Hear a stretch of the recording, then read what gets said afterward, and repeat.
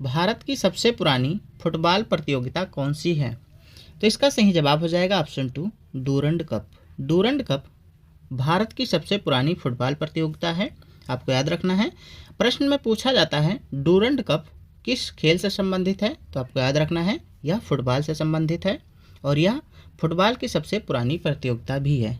अगला प्रश्न है यहाँ पर, भारतीय राष्ट्रीय कांग्रेस के किस अधिवेशन में पहली बार वंदे मातरम गाया गया था? तो इसका सही जवाब हो जाएगा ऑप्शन 1, 1896।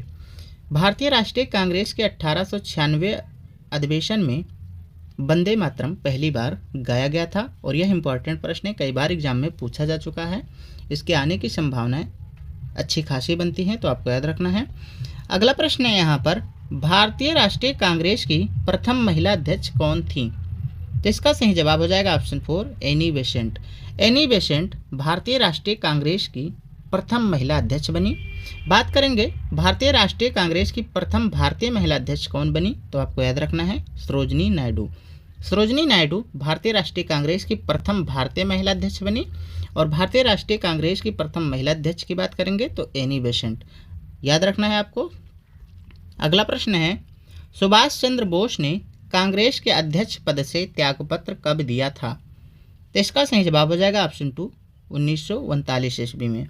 1939 ईस्वी में सुभाष चंद्र बोस ने कांग्रेस के अध्यक्ष पद से इस्तीफा दे दिया था। अगला प्रश्न है, किस अनुच्छेद के अंतर्गत संपत्ति के अधिकार को कानूनी अधिकार के रूप में स्थानांतरित किया गया है? तो इसका सही जवाब हो जाएगा ऑप्शन 4, अनुच्छेद 300A।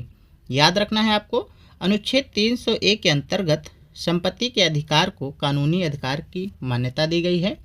अगला प्रश्न है यहाँ पर, भारत के दक्षिणी बिंदु का नाम क्या है? तो इसका सही जवाब हो जाएगा ऑप्शन 2, इंदिरा पॉइंट। भारत के सबसे दक्षिणी बिंदु का नाम इंदिरा पॉइंट है, एग्जाम में कई बार पूछा गया है, तो आपको याद रखना है। अगला प्रश्न है यहाँ पर, अंतरिक्ष में पहुँचने वाला प्रथम भारतीय कौन था? तो इसका सही जवाब हो जाएगा ऑप्शन ए, राकेश शर्मा। अभी हाल में भारत से एक व्यक्ति अंतरिक्ष यात्री के रूप में अंतरिक्ष में गए हैं, आप उनका नाम कमेंट करके जरूर बताइएगा। अगला प्रश्न है यहाँ पर, स्वतंत्रता के समय भारतीय राष्ट्रीय कांग्रेस के अध्यक्ष कौन थे? स्वतंत्रता के समय भारतीय राष्ट्रीय कांग्रेस के अध्यक्ष कौन थे? तो इसका सही जवाब हो जाएगा option B, J B. Kripalani. J B. Kripalani स्वतंत्रता के समय भारतीय राष्ट्रीय कांग्रेस के अध्यक्ष थे, एग्जाम में प्रश्न पूछा जा चुका है। अगला प्रश्न है यहाँ पर, भारतीय विशिष्ट पहचान प्राधिकरण जिसे UDI के नाम से जाना जाता है के प्रथम अध्यक्ष कौन थे? तो इसका सही जवाब हो जाएगा ऑप्शन ए, नंदन नीलेकणी। नाम आपको याद रखना है, नंदन नीलेकणी, अन्न की बिंदी है यहाँ पर, याद रखना है। भारतीय विशिष्ट पहचान प्राधिकरण ये अथॉरिटी आधार कार्ड जारी करती है और इसके प्रथम अध्यक्ष थे नंदन नीलेकणी। अगला प्रश्न है यहाँ पर, पोर्ट लुइस किस देश की राजधानी है? तो इसका सही जवाब हो जाएगा ऑप्शन सी, मॉरिशस। मॉरिशस की राजधानी है पोर्ट लुइस। अगला प्रश्न है यहाँ पर, कौन सा भारत का एकमात्र राज्य है जो तीनों ओर से बांग्लादेश से घिरा हुआ है? इंपॉर्टेंट प्रश्न है बच्चा। तो इसका सही जवाब हो जाएगा ऑप्शन डी, त्रिपुरा। नाम से ही इसके मतलब त्रि लगा हुआ है, तो आपको याद रखना है त्रि मतलब तीनों ओर से घिरा हुआ, यानी बांग्लादेश से तीनों ओर से घिरा हुआ है, तो इसके नाम से आप जज कर सकते हैं कि यह राज्य त्रिपुरा ही हो सकता है। अगला प्रश्न है यहाँ पर, सिडबी का मुख्यालय कहाँ स्थित है? सिडबी का मुख्यालय कहाँ स्थित है? तो इसका सही जवाब हो जाएगा ऑप्शन सी, लखनऊ उत्तर प्रदेश में। अगला प्रश्न है यहाँ पर, भारत की कौन से देश के साथ सबसे लंबी अंतर्राष्ट्रीय सीमा है? इंपॉर्टेंट प्रश्न है, कई बार एग्जाम में पूछा जा चुका है, तो इसका सही जवाब हो जाएगा ऑप्शन बी, बांग्लादेश। बांग्लादेश के साथ भारत की सबसे लंबी अंतर्राष्ट्रीय सीमा है। अगला प्रश्न है यहाँ पर, किस भारतीय राज्य की सीमा भूटान, चीन और म्यांमार से मिलती है? तो इसका सही जवाब हो जाएगा ऑप्शन ए, अरुणाचल प्रदेश। अरुणाचल प्रदेश की सीमा भूटान, चीन और म्यांमार देशों से लगती है।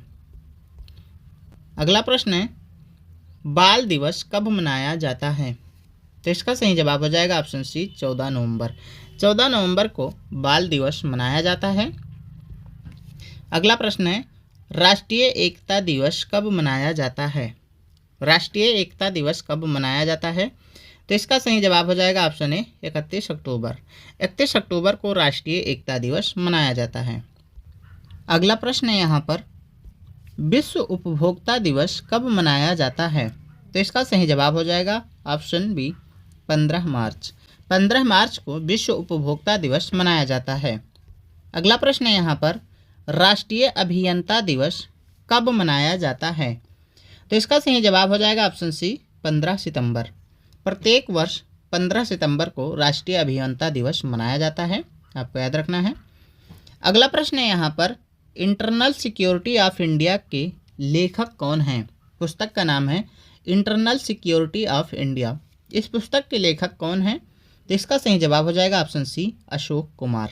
अशोक कुमार के द्वारा यह पुस्तक लिखी गई है, आपको याद रखना है।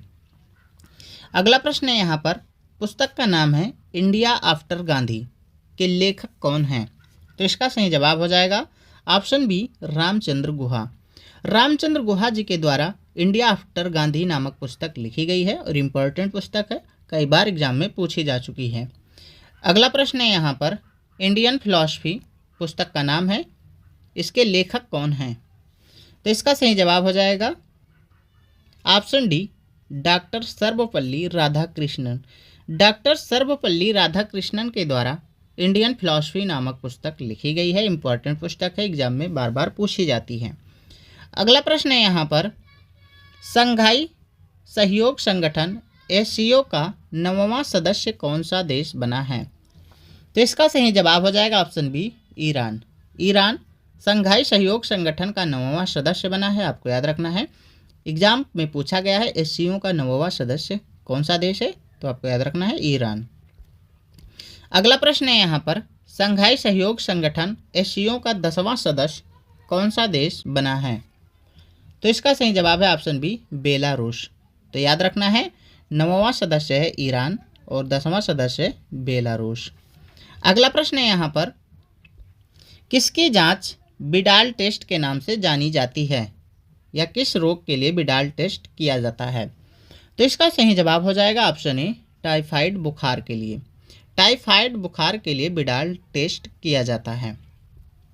अगला प्रश्न है यहाँ पर, सतलज नदी घाटी में जल विद्युत उत्पादन और सिंचाई के लिए कौन सी परियोजना बनाई गई है? तो इसका सही जवाब हो जाएगा ऑप्शन सी भाखड़ा नांगल परियोजना। भाखड़ा नांगल परियोजना या जल विद्युत और सिंचाई परियोजना है, यह सतलज नदी घाटी पर बनाई गई है और यह इम्पॉर्टेंट परियोजना है जो एग्जाम में बार बार पूछी जाती है। आगे चलते हैं और अगला प्रश्न देखते हैं। अगला प्रश्न है यहाँ पर, भाखड़ा बांध किस राज्य में स्थित है? तो इसका सही जवाब हो जाएगा ऑप्शन सी हिमाचल प्रदेश। भाखड़ा बांध हिमाचल प्रदेश में स्थित है। यानी जो भाखड़ा नांगल परियोजना है, यह 2 बांधों का संयुक्त नाम है, एक है नांगल बांध और एक है भाखड़ा बांध, और यह दोनों बांध सतलज नदी पर स्थित हैं, जिसमें से भाखड़ा बांध जो है यह हिमाचल प्रदेश में स्थित है। और आगे देखते हैं नांगल बांध। नांगल बांध किस राज्य में स्थित है? तो आपको याद रखना है नांगल बांध पंजाब में स्थित है। तो यह 2 बांधों की संयुक्त परियोजना है, भाखड़ा और नांगल बांध। भाखड़ा बांध हिमाचल प्रदेश में और नांगल बांध पंजाब में स्थित है, तो आपको याद रखना है, इंपॉर्टेंट परियोजना है।